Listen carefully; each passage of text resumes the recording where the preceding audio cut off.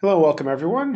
This is the Claggins webinar on the EU SCIP database, formerly known as REACH SVHC database or the Waste Framework Directive database. It's had lots of names. It's not the SCIP database, and we'll go over the SCIP acronym later, such that it is. I'm Bruce Calder. I'm the VP of Consulting Services here today. Variety of agenda. I'm going to start with a don't panic section. Yes, it's due in 16 months and it has to be done, but we have you covered. Just contact us. We have you covered. We know what we're doing. Make your life a lot easier. We're going to go on the SCIP database, the regulatory basis, what the information requirements are, the new FAQ. Well, of course, a lot of this is about the final information requirements are just published. We're going to explain in detail what's in there, and then we're going to use some examples. We're going to take one of the examples in the guidance and go through it. It still has its own challenges. And then we're actually going to take a product we discussed before. We have an imaginary refrigerator that we have shown in one type of graphical way. And we're going to show what it looks like in the database and the formats. We're going to talk about mandatory information. We're going to talk about optional information. But we're going to go through in excruciating detail. We're also going to have a little preview of the next webinar. One of the things we're doing now to give people a little basis of what we're going to work on next. Next webinar is going to be on what's in plastics and a lot more fundamental detail of what's in plastics. So I'm going to have a little preview to explain what we're talking about next time. Guarantee people will learn stuff from that one and hopefully from this one too. Then we'll have a little recap and Q&A. This morning there were lots of Q&A. Of course, we had hundreds of people show up, which is really nice. But I must say, I must have had at least 50 questions left over. The devil's in the details in this one. Definitely devil's in the details. On the bright side, I'm recording this one. I didn't hit the right buttons this morning. Still learning the new interface, but it took many years. But I also have figured out which way to put the toilet paper on, which way is the right way and wrong way. So there is hope for me. So this is recording now, and next week, we'll have recordings on our website. But even better, one of the wonderful parts about this is I do speak quickly sometimes. My mom thinks I speak really quickly and doesn't understand me, which is fair enough. But the nice thing about the recordings, there'll be a YouTube link. And the YouTube link, you can scroll the speed down to 70%. And we had one English gentleman who works for us, this wonderful, wonderful person. We scrolled down to 70%. He's like, oh my God, for the first time, I can actually understand him. So there's hope. But so if there's any challenge, there's a lot of material and a lot of people that come from different backgrounds in this, but quite a few people have some more advanced knowledge. And if I go slow and pedantically, they kind of nod off and start playing Minesweeper, doing other things. So I'm going to go pretty quickly. On the bright side, the recording will be able to scroll it back. So hopefully I make some more sense than I'm doing now. And there's a lot of data to convey. And so in 50 minutes, there's a lot of data to convey. And I want to get to as many questions as I can. I take a lot of things for granted, of course. Going through all this is nothing like getting questions and go, oh yeah, I should have mentioned that. That would have been a really cool idea. Next time. Okay, so it's intended to be about 50 minutes. We have a tiny bit of introduction, but not a lot. Go through the SCIP database and do some examples and talk about what we're doing next and recap and Q&A. So don't panic. We got this. We can help. So everything we talk about today, we can do it. Whether your product's complicated or simple, you have a diverse product line or a simple product line, or the most esoteric product line, we do SVHC stuff all the time. The database side stuff we do all the time. We have this. This does have to be done. It's only 16 months away, but we got this. Just contact us. We'll help you. We know what we're doing here. Okay, the SCIP database, formerly the REACH SVHC database, the Waste Framework Directive database, is the substance of concern in articles as such or in complex objects in brackets products. They're really stretched on this acronym. Of course, it's brought by the same people as CoRAP and REACH, so they're good at stretching acronyms. So this is SCIP database. Manufacturers have to register products in the SVHCs in their system by Jan 5th, 2021. So these are physical articles, physical products. If a product has an SVHC above 0.1% by weight in any component, it needs to go in the database. If your product has no SVHCs above 0.1% by weight, which is rare, then it doesn't have to. Almost all electronics does, usually because of lead and brass, but also button cell batteries, silicone rubber, so on and so forth. They carry enough SVHCs with them that usually most products have it. Even the average consumer products usually has lead and brass in one of the power plug prongs, if not, one of the brass shafts in the product. standoffs, etc. The SVHCs are very common. You have a product with any level of complexity, it almost always has declarable SVHCs. They're not banned, we just need to communicate it. And now the communication model is this database. So a lot of what we're talking about today, of course, is the final information has been released, and there's a link here. And the FAQ has been released, which is mostly saying, yeah, we really mean this. We really need to do it. There isn't any exemptions. It has to happen. So, and the information requirements, a wonderful little guidance. We're going to go over parts of the details here. Still, they really need the system open so you can actually really try it out. So the SCIP database is really a combination of the Waste Framework Directive Article 9. It's one says, you know, thou shalt put it in a database. But the REACH SVHC requirement comes from the REACH Regulation Article 33. Everything we're talking about today, you've already had to do for some time, just in paper format. The REACH regulation was a bit vague on delivery method. You have to communicate any REACH SVHC about 0.1% by weight to your customer. But they're a little vague on how to go about that. And so the guidance on articles under REACH is also a bit hand-wavy. It says you could do this, or you could do this, or you could do that, if you think, because the regulation doesn't actually have rules. So what this is really doing is it's creating a rule for the disclosure of the REACH SVHC. So the REACH SVHC disclosure requirements, communication requirements been there for years. Now is a new regulatory says it has to go in the database. Database should open around Jan 2020. The EU normally, and almost everything else, they're really good at doing what they say they're going to do, just usually they're late. ECHA has been doing software in the IUclid system for well over a decade, but really good at this. If it's going to be late, it's not going to be by much. And manufacturers have to register their products and their SVHCs in the database by Jan 5th, 2021. It's the same database that does chemical registration. So there's chemical registrations that's gone on and off since about 2010. You have to register in the same system. It's just now for physical products. So this is declaration or communication of REACH SVHCs in components of products about 0.1% by weight. And everybody's the scope is, well, we're industrial products. We don't have to do it. Actually, only military can choose to be excluded. Otherwise, everybody else is in. If it's a physical product, which means it no longer uses a safety data sheet to describe it, it's in scope. Basically, all physical products are in scope. That said, the product has to have an SVHC about 0.1% by weight. Now, in the new released final information requirements for it, they say, well, most products fortunately don't have SVHCs. Most products actually do. They're a little behind the times. Especially electronics, almost all electronics have declarable SVHCs. It's more common than not. Okay, so in previous webinars over this year and 2018, and of course our services where we keep people up to date with monthly or quarterly updates, we've described this in detail before, where this is kind of a representation of what goes in the database. And this is some theoretical refrigerator. It's not a real product. Yes, we took the picture from somewhere on the internet, but this is a representation. You take a complex product like a refrigerator. If it has an SVHC in a component about 0.1% by weight, which in this particular example it does, the brass standoffs have leaded brass, so lead and brass about 0.1%. So lead is the SVHC. And the silicone washer has the cyclosiloxane D6. So silicone rubber is made from cyclosiloxane monomers usually, the most common one being D6. Depending on how well they polymerize it, D6 is usually residual up in the 1,000 ppm range. Sometimes a little bit below, sometimes a little bit above. Very common SVHC, especially in silicone rubber. If you have lots of silicone rubber, guess what? It's likely there. So we're going to say this is the product. It has to go in the database because it has lead in the brass standoffs and because it has D6 in the silicone washers or O-ring.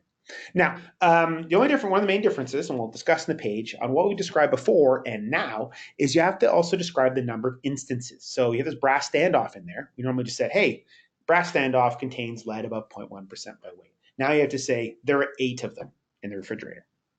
There are 2 of these silicone washers. That's the big change. So compared to what we've described before, it's all as we've described before, except you have to report the number of instances of each component with an SVHC. Again, if a component does not have an SVHC, it doesn't have to go in the database whatsoever. This is only for the components or products that have components with SVHCs above 0.1% by weight. So the only products that have to go into are the ones that have components with SVHCs above 0.1% by weight. And the only things that have to be described in them are the components that have the SVHC above 0.1% by weight. So you have a bunch. So the refrigerator obviously has handles and tons of other things. They don't have to go into it. Now, you optionally, this database is full of more optional things than you can imagine. You can optionally add a fully indented bomb if you feel like it. Seems like a lot of work. All you have to do is enter products that have components at SVHCs above 0.1% by weight and details on those specific components, not the others. The other option is in the previous version is when you had an SVHC like that lead and brass, you had a pull down menu to say was it between 0.1 and 0.2%, 0.2 and 0.3%, 0.3 and 0.5%, so on and so forth. But legally, you only have to communicate if it's above 0.1%. So as a new pull down, you can say the SVHC is between 1 and 5%, which is what we did for the lead and brass in the previous page, or you can just pick the one that says above 0.1. That's a new option. So otherwise, everything's pretty well identical to what we've previously described, but we're going to go through this in fine detail. And I apologize again for speaking pretty quickly because I'm sure I am. There's a lot of material, and on the bright side, the recording of this, and I'm looking at the setting to see whether or not I'm incompetent. Nope, it's recording just fine. Will be available on our website and a YouTube version where you can scale the speed from buzzing bee to human being. Okay. The main basis originally comes from the REACH SVHC declaration. The database comes from the Waste Framework Directive, but the actual communication requirement comes from Article 33 of the REACH regulation, which basically sums up, and it actually says it in a much longer, much more confusing way. But basically, if you have an SVHC above 0.1% by article, in an article that you provide to a customer, you need to communicate it to the customer. There's lots of rules historically about consumer products. If you sold it directly to a consumer to consumer, you sold directly to consumer, you have 45 days to respond to a request. That doesn't matter anymore. There's a database. So, and the European Court of Justice back in 2015 said, you know what? It's not 0.1% of the weight of the laptop. It's the 0.1% of the weight of any component in the laptop. So, a screw, a standoff, resistor, any of those things. So if you have an SVHC above 0.1% by weight in any component, that product and its component need to go in the database. In reality, as I mentioned, it's just a database-based version of what's always been required. You've always needed to communicate it, just the original regulation had no specificity on the communication format. So what you've had to have in paper available upon request now has to go into a database. Now the new database will be available to waste processors and to consumers. So do you realize, this is theoretically the Waste Framework Directive, so they know more about what's in the waste, but it will be accessible by consumers. So there will be visibility and probably a searchable way of the SVHC data in your product. And this is going to create access for NGOs or news organizations, which is vastly superior than what they have today. One of the other things, as much as many companies have been declaring data for some time, it's often in their own particular way on their own particular website, scattered hither and yon across the world. Now it'll be all centralized in one place, which gives the EU, of course, wants that because now it can amalgamate and aggregate the data. In many cases, they're going to aggregate data by customs code because that gives us a much better idea of what's going on. And so it's one of the reasons why you're going to see in the database the customs code keeps coming up because it gives them significant ability to aggregate data. However, without volumes, it'll be interesting how they do aggregation, but it'll give them some ability to aggregate. So here is the example from the guidance. It actually talks about I have a car, which has an engine. Inside that engine is an O-ring that has an SVHC. So we're going to go through in detail what they did here. Now, they did a lot of optional items, and it is interesting to tell the difference between what is mandatory and what is optional. The system has many optional, not just line items, but other optional. And in some ways, they did a partially indented BOM. They had the car, the engine, and then the component. The engine itself is redundant because you could just have the car go right to the O-ring because the O-ring is the component in the complex product with the SVHC. They made it a little more difficult. You have tons of optional ways to make life more difficult for yourself. So we're going to go over what the guidance says in their example, and then we're going to take that refrigerator example and then in more Excel format because we find people are far more familiar with Excel than object-oriented programming and walk through what it looks like. Oh, by the way, you probably have a couple questions by now. If you have a question, feel free to submit it in the questions panel. I'll try to get to as many as possible. So there's a little questions panel. You submit it there, and I'll try to get to many as I can. If I don't get to yours, please feel free to contact me afterwards. I'm happy to respond to stuff. We're here to help. Okay, so they had an O-ring. So this O-ring, they say, hey, this has a declarable SVHC. And so they put in the mandatory fields. What you're going to see here is blue is mandatory, green is optional. Not sure why they picked those colors, but there she is. Article name, O-ring. Awesome. Very creative. But you don't have to be creative. Then they have other names like the brand and model and type. Those are all optional. You can put the brand name in, but they're optional. Then they have to put a primary article identifier, which there are many options. One of the most common one for a finished product is the barcode or EAN number. That's the barcode number. However, for O-ring component, often you'll put your own part number or something equivalent because you may have 4 or different suppliers of the same part, and it's a lot easier just to put your part number there than the barcode. You also may not want to say who you're buying from when you have a component. Other article identifiers, that's the part number or name for the O-ring. There's lots of as long as you name it with one name, like identifier, like barcode or part number, you can also provide other identifiers. You just have to have one of them. So in this case, they put in 2. Then you have to have the article category, which is basically the customs code. This is going to repeat over and over again. So the customs code, and there's often more than one custom code for any typical product. It can come in at 2 different directions. For example, in this case, 40169300 is other articles of vulcanized rubber other than hard rubber, other gaskets, EPDM. Customs code. You could also go the vulcanized rubber route. That also has a different customs code, but both are valid for this rubber O-ring. But this is a mandatory field. You have to put in the customs code, or as best you can, for this part. And then whether it's produced in the European Union, which is mandatory, but it's interesting because, like many things, it has options which kind of make it optional. So if it's produced in the European Union, you can say yes, no, or you can say withheld, not saying. So it's a mandatory field of which you can say I'm not telling. So there it is. Picture, it's actually optional. So it's got a wonderful picture, awesome, really useful actually, but optional. Then you can have other characteristics, diameter, weight, length, color, whatever you want to put in there, all optional. The main thing is the name, the primary identifier like barcode or part number, and the customs code and whether or not it's made in the EU. Then you have a safe use instructions. It's actually, there'll be pull down menus, but there's also free text, of which, if there's no safe use instructions, you can fill out the field by being blank. Yeah. So it's a mandatory field, which can be blank. And then you have what is the concern element, which is the SVHC. Substance of very high concern. They call it the concern element. Very interesting. So, of which, imagine in this case, it's the chlorine plus, because that's pretty well the only SVHC you'll find in EPDM between 10 and 20%. It's the chlorine plus. And that's what this entry would be. They're saying, hey, this is what you put in, and not trying to say it's the chlorine plus, it's the chlorine plus.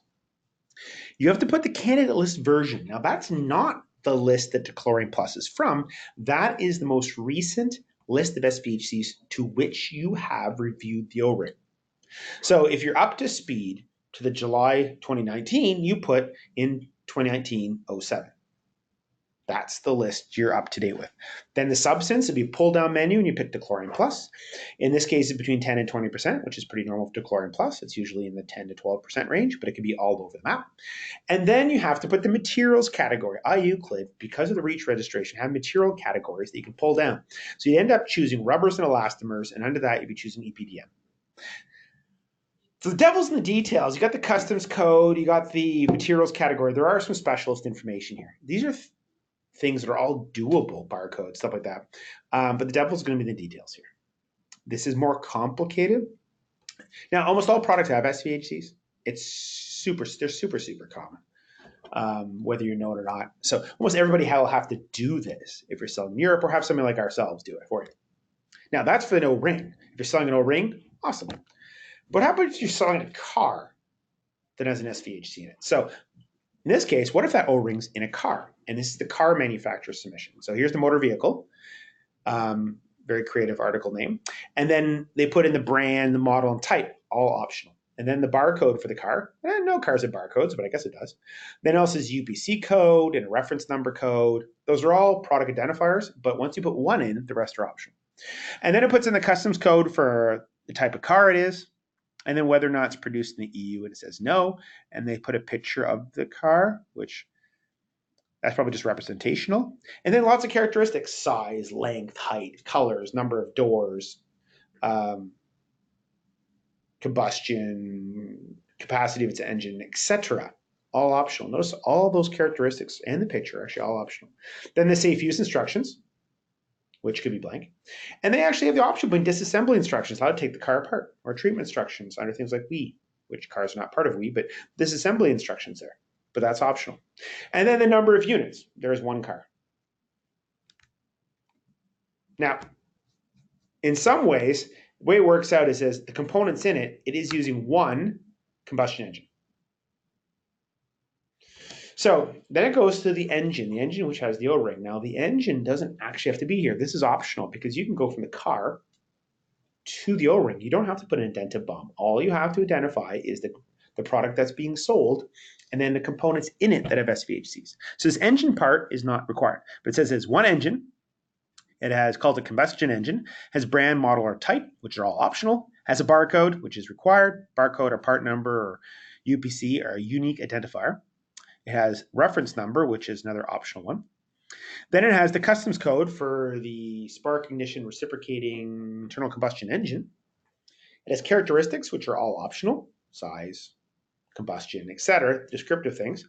It did fill in the mandatory part for EU. Is it made in the EU? No.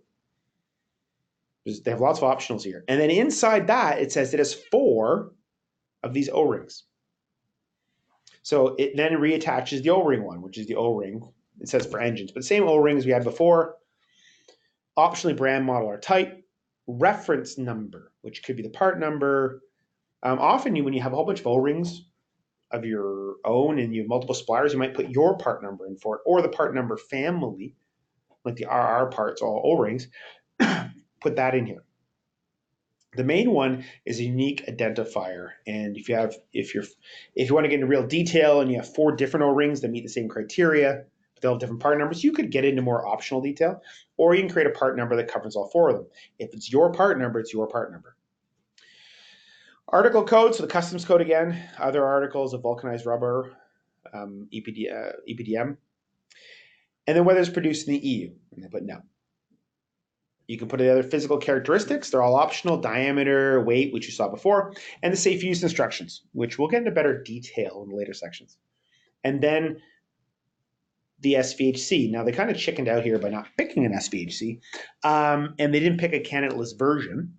But if you were up to date as of July of this year, it'd be 2019-07. The SVHC would be Dechlorine Plus, which doesn't actually have an EC number, I don't believe. Its concentration would probably be 10 and 20%. And then the materials category, there'll be pull-down menus, will be rubber and elastomers, and there's one under rubbers and elastomers for EPDM vulcanized. And so this would be finishing, this is the entire SVHC or database entry, SCIP entry for that engine, as long as it's just the O-ring that has a declarable SVHC. Now the engine's overkill, it's not required in this case, but they can optionally choose to put the pieces in between. So a car to engine, which is optional, and then to O-ring. It could be because if they create an engine object, they can just keep reattaching to each car that uses it. So there may be reasons why you create an engine object, because you can just keep reattaching it. And it's even better when the engine has a number of different parts of SVHCs. Instead of reattaching all the different parts, you just attach the engines to the car. Now, what gets also exciting is different engines for different cars could make this really exciting. So that's the guidance. Now, we're going to revisit the refrigerator. So this is the fellow that we've done on and off for the past year. You have the refrigerator. Inside of it has 2 different component types that have SVHCs above 0.1% by weight: the brass standoffs and the silicone washer. And the brass standoffs have lead, usually around 3 to 4% because of leaded brass, and the D6 monomer residual in the silicone rubber, which is pretty common, probably just above 0.1%, so between 0.1 and 0.2. So how do we put this in the database? Well, you start with the complex object. I'm not going to go into a lot of the optional things because you can go down major rat holes. I'd rather focus on what you actually have to do and go from there. You can add more. There's a lot of reasons you might want to, but right now, we're going to start with the mandatory stuff. So, identify article name. We just call this the Acme 2000 refrigerator. You can put a model or brand number if you choose. The barcode. This is kind of very similar to a barcode for a fridge. We kind of made it up a bit. And then the customs code. This would not be an atypical customs code for a product like this. Is it produced in the EU? No. This one doesn't happen to be, but we could have said otherwise. Safe use instructions. There is a free text ability. In this case, we'd say C component safe use instructions because the SVHCs and the components and any safe use instructions are related to those components, not necessarily the fridge itself. Under that, number of units, now may or may not ask, it's an interesting question of how many there are at the complex level, whether it's a pack of 6. So we put that in here, but it might not be required whatsoever.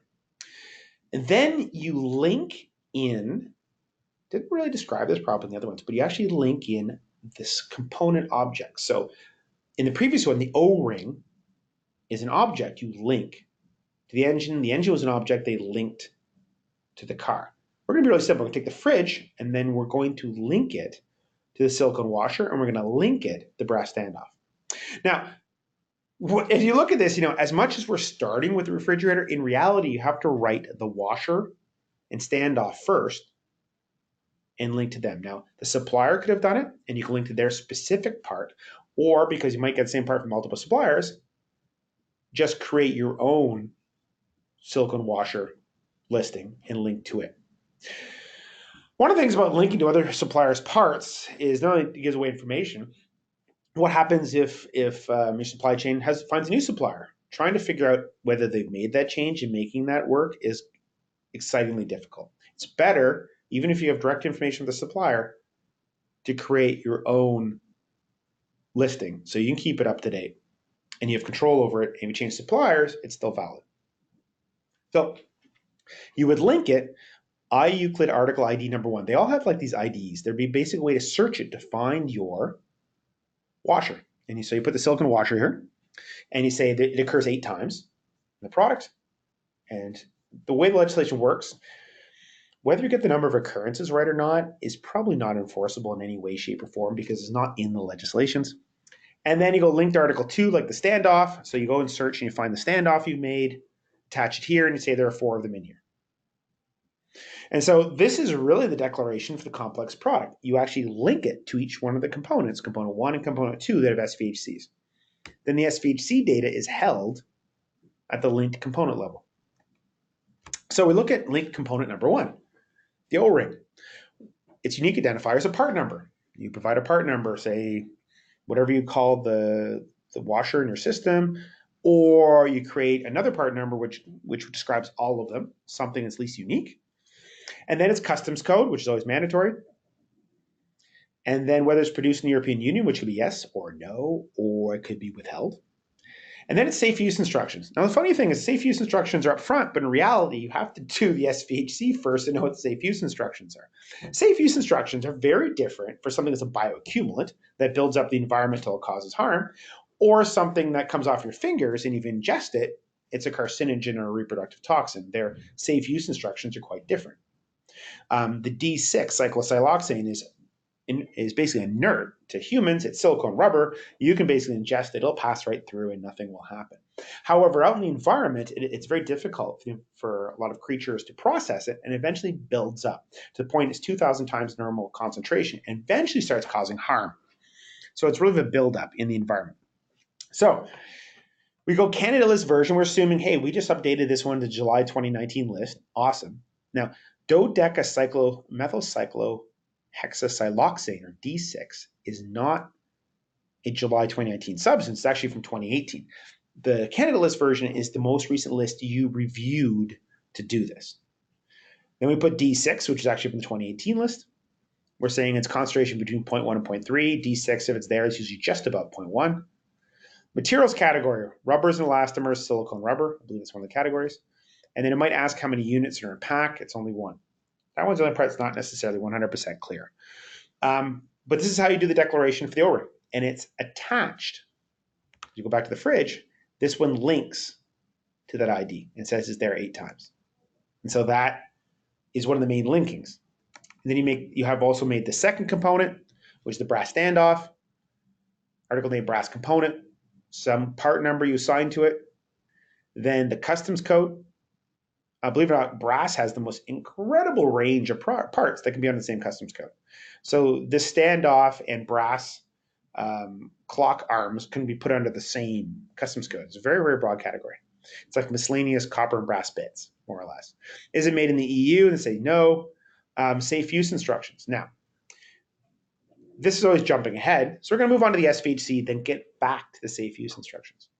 So we reviewed this standoff to July 2019 list. The SVHC is lead. Lead in metals is an SVHC. Leaded glass is not. So the lead listing under the SVHC is in massive or alloy. And massive doesn't make a lot of sense to most people. That means as lead or lead powder. So if it's lead, like a lead sinker, it's an SVHC. If it's lead powder, which I'm not sure what you'd be using that for, it's an SVHC. If it's lead in alloy, like leaded solder or lead in brass, or lead in steel, or lead in aluminum, that's in scope. Leaded glass is a different chemical number and not in scope. So neither lead nor lead oxide, which is often used to make leaded glass, are declarable SVHCs in lead and glass.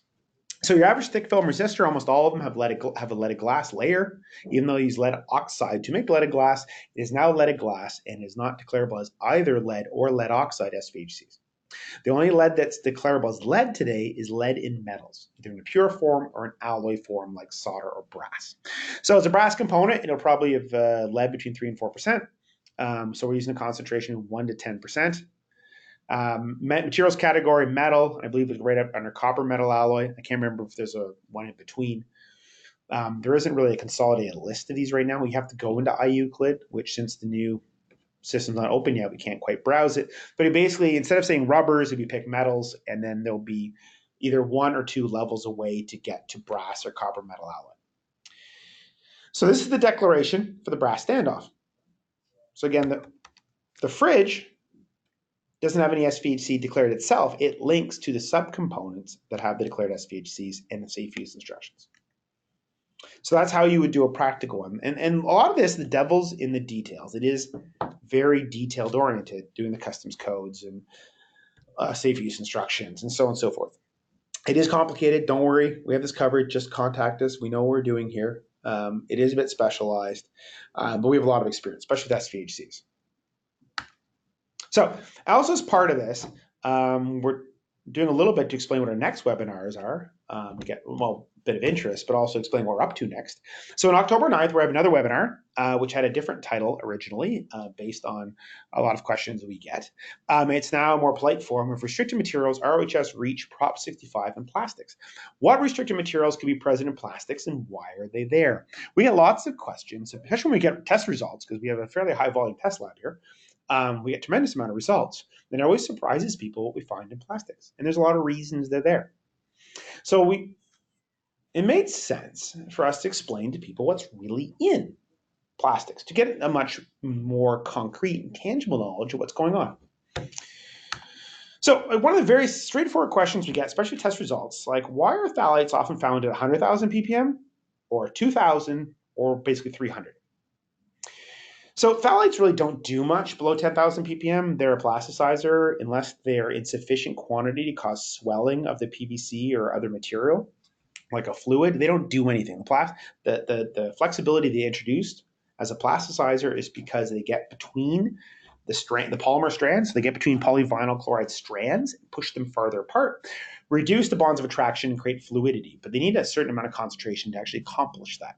So often they need to be up in the 50, 100,000 beyond ppm level to create the flexibility, the softness that's required.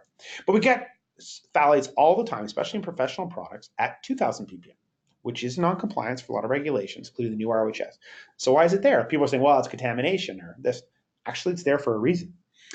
And then we often get a 300 ppm. So why are we getting 300 ppm? That looks like a contamination. It is and it isn't.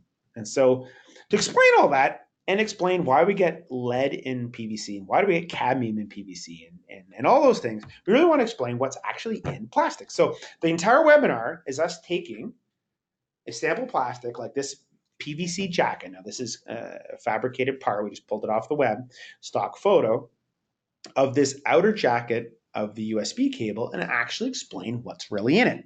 And what surprised a lot of people is in most cases, the PVC resin is less than 50% of the weight of the PVC jacket. There's tons of other stuff in there. There's plasticizers, flame retardants, filler, pigments, stabilizers, antioxidants, and lubricants. And then for each one of them, we're going to break it out. So one of the more interesting ones, you break out pigments. People are used to, like, tie dyeing a shirt when and you put, oh, I put dye in, or I put food coloring in something, and that creates the color. Plastics don't work that way. It isn't a liquid, and it's a powder, but not the powder way you think it is. It's actually very small plastic pellets.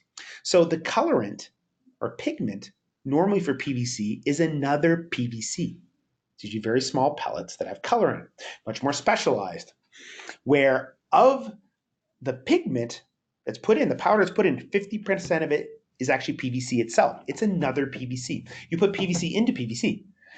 This is one of the very common mistakes we have with people with control. Yes, we get this resin from, SABIC or whomever, and then we make it blue.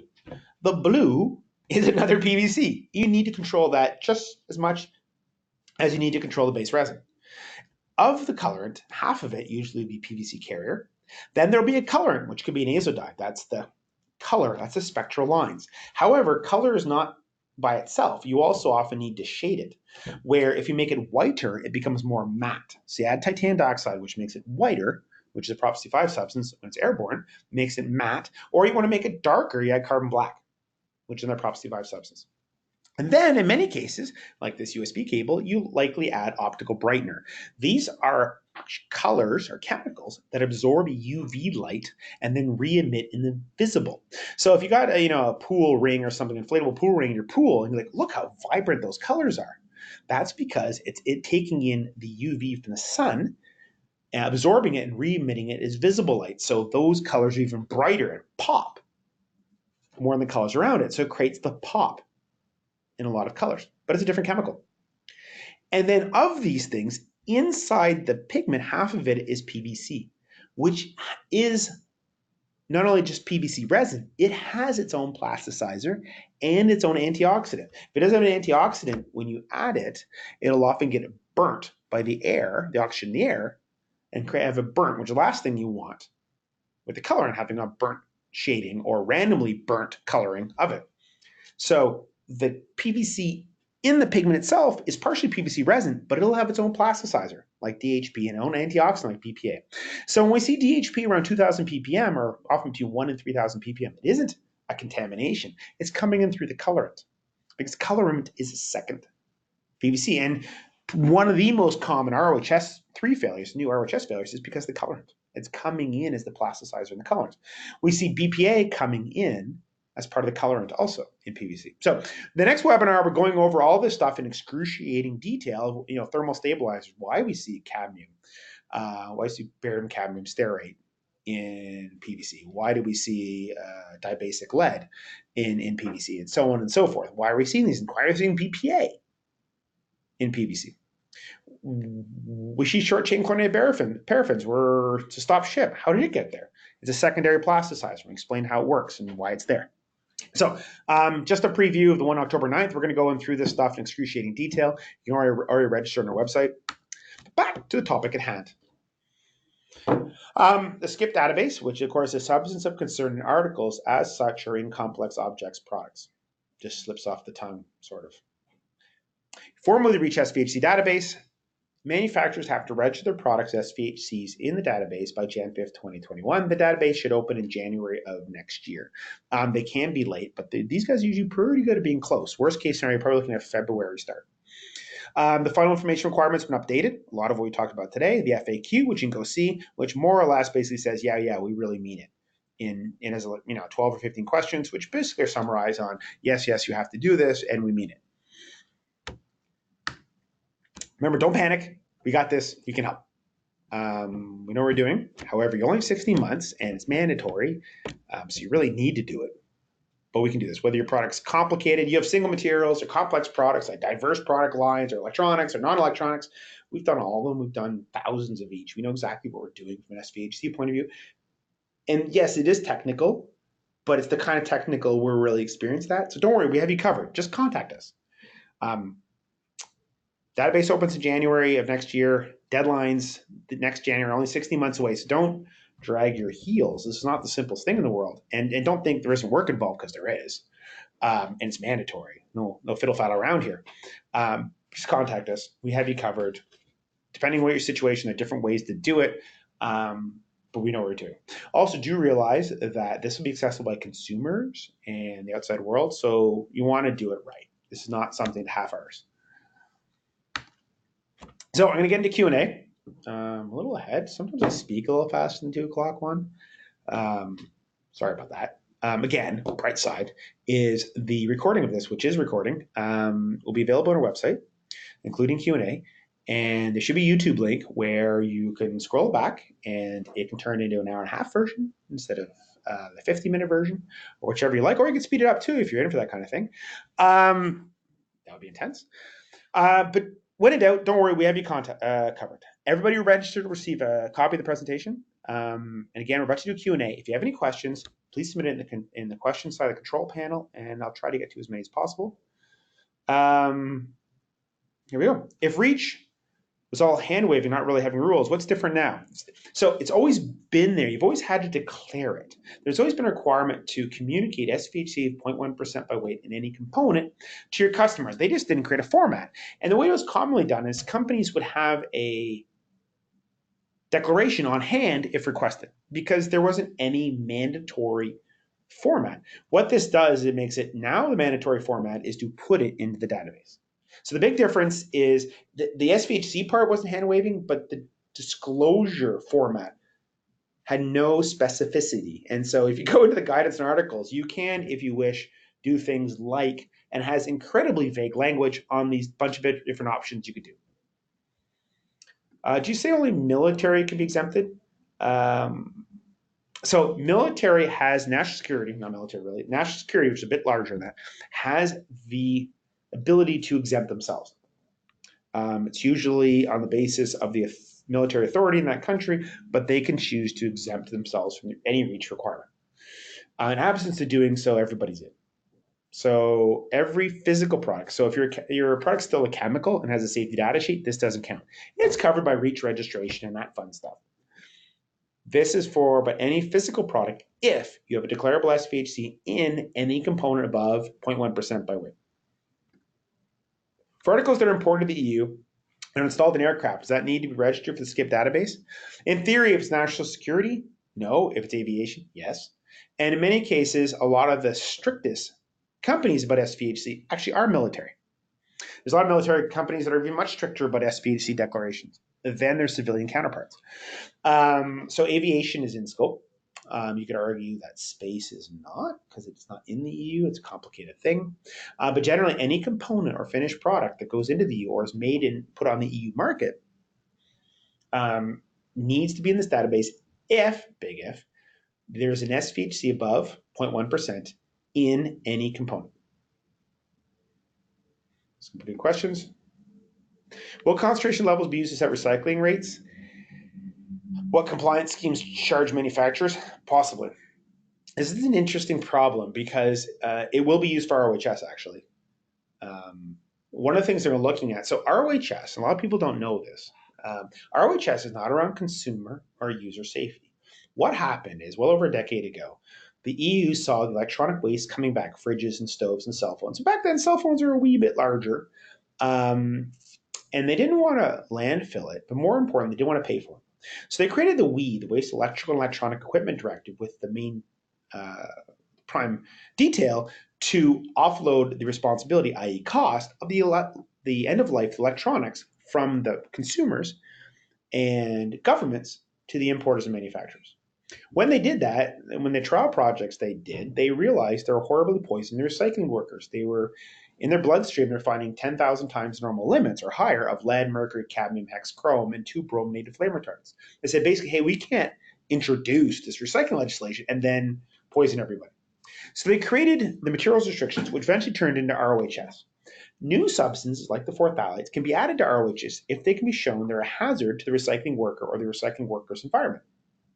So from this database, they'll get a much better idea what dangerous things are in products. And they may then choose to say, hey, well, we keep people declaring that they have this toxin or that toxin in their products. It's fairly common. We're all agree it's a bad reproductive toxin. Let's now ban it under ROHS because it seems to keep being declared by customs code in electronic components. So it'll more likely be used for restriction, or at least basis of restriction. Recyclers, the waste providers also want to know what's in things because they get a better idea what's going to be in the water, air around their waste structures. And definitely one of the main proponents are the waste handlers. They want to know what's going to poison their workers, etc. But I would not be surprised because there's a huge data set that the EU uses this. There's a smart, especially when the Green Party is quite strong in the EU Parliament, to use a lot of the data to look at further restricting. This gives them a lot more basis of what dangerous things, and they've agreed upon they're dangerous, are in products.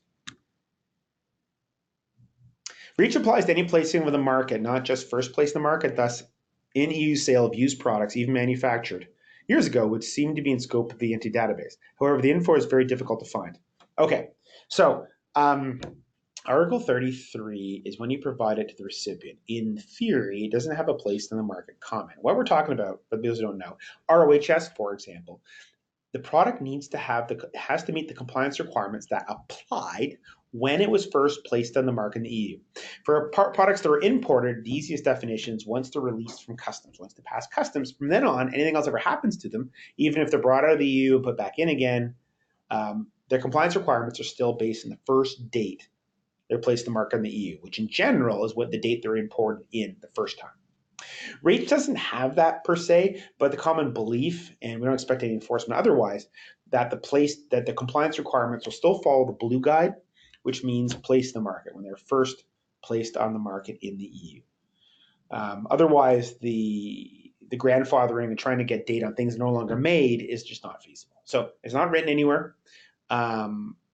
Even the FAQ, I don't believe, addresses that very well.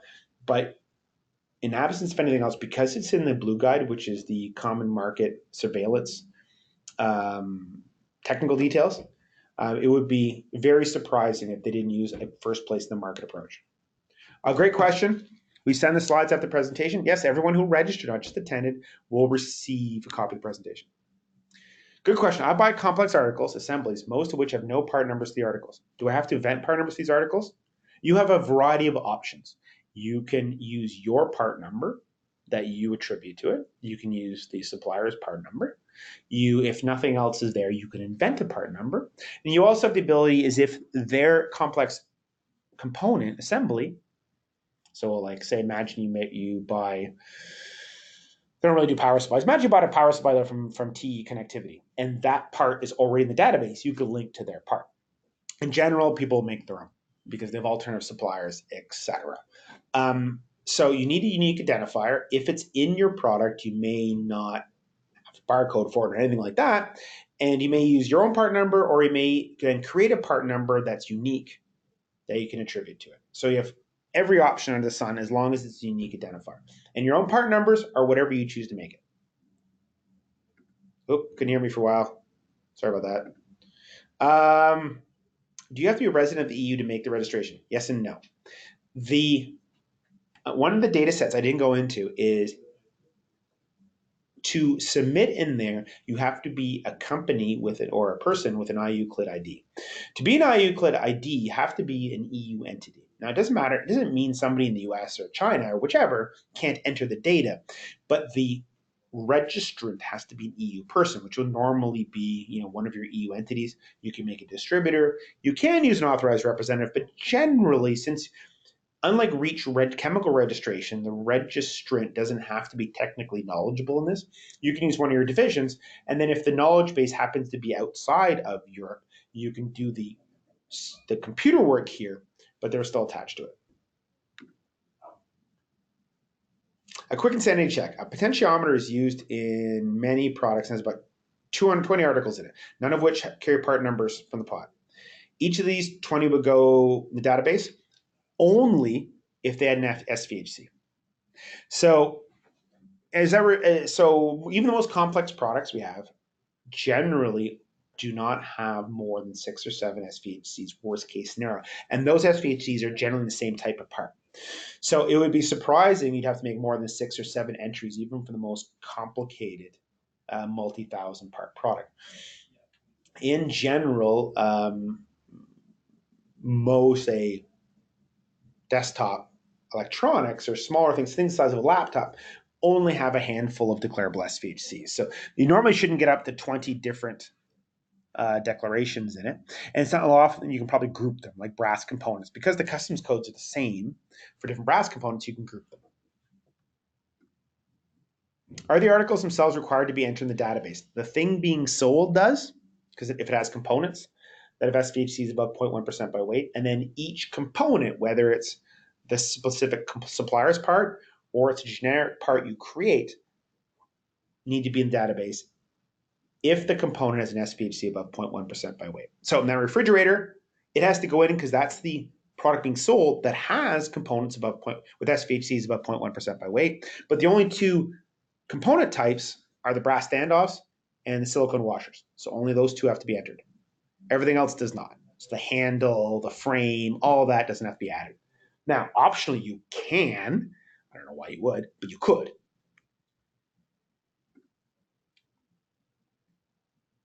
In complex articles, you're allowed to provide info only for the constituent articles above threshold? Yes. The constituent, yes. You only have to describe the components that have SVHCs above 0.1% by weight.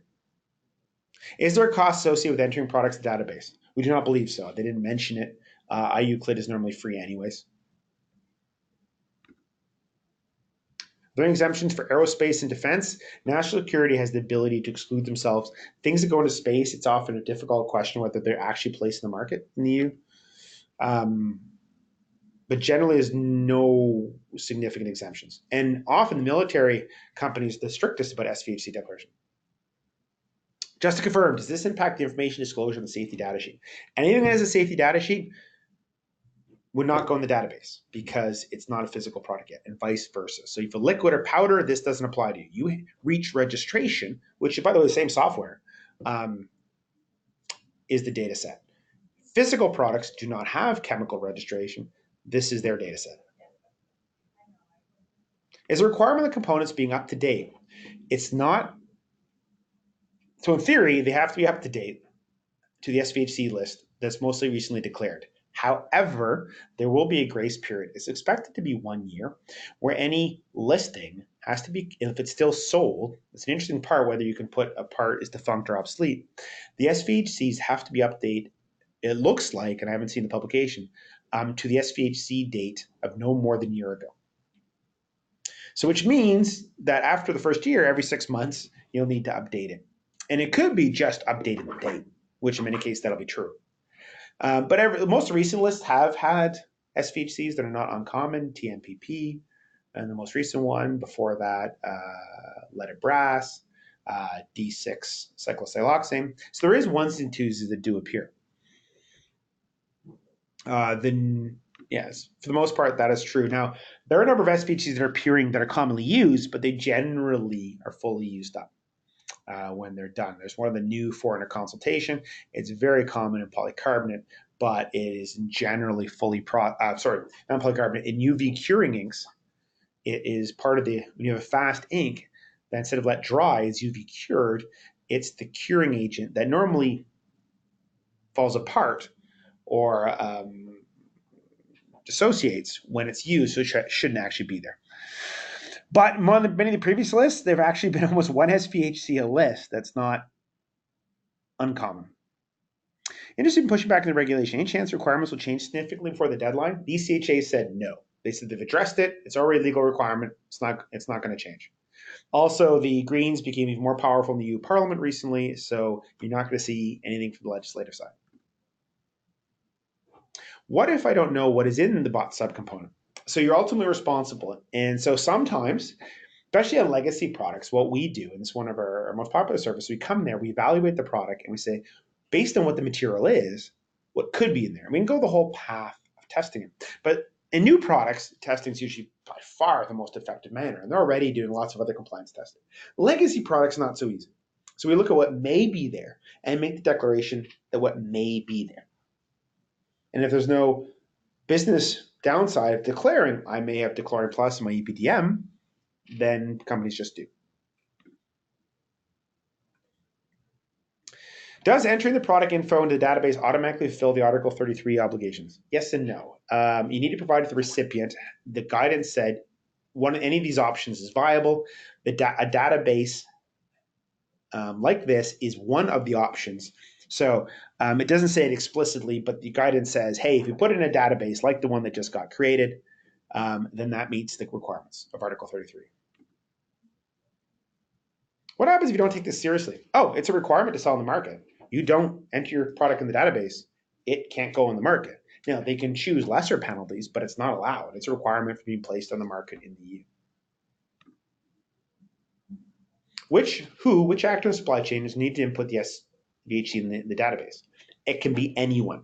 However, at the end of the day, legally, the one bringing it into Europe cannot place it on the market unless this is fulfilled if needed. Of course, if you don't have any SVHCs above 0.1% by weight, it doesn't need to be fulfilled.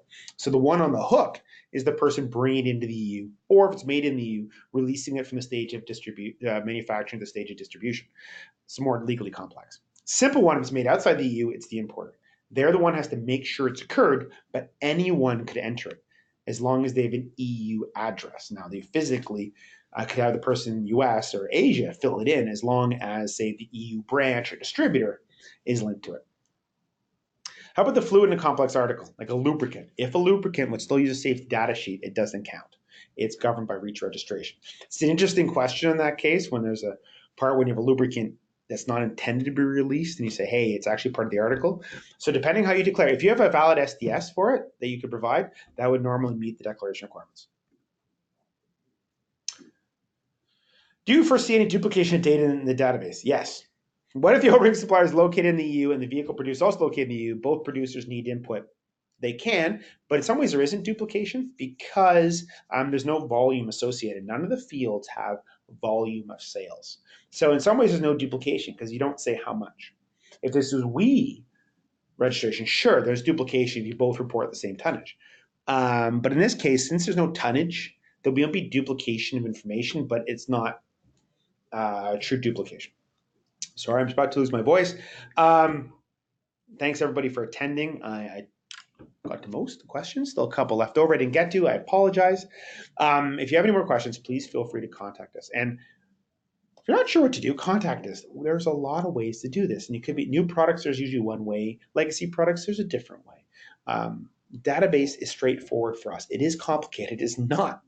It really is for specialists to do. And a lot of people on this are in a lot of ways specialists and may be able to do it. And if they put enough effort into it, I'm sure a lot of people there could do it. But when in doubt, we're really good at this. We can figure out what SVHCs declared and you'd be shocked how common they are. And then have them declared and put them in the database. So pleasure hosting everyone. And I look forward to hosting everyone again soon. Again, we have the new webinar on October 9th on plastics. I guarantee everybody will learn things in that one. And I look forward to hosting you then.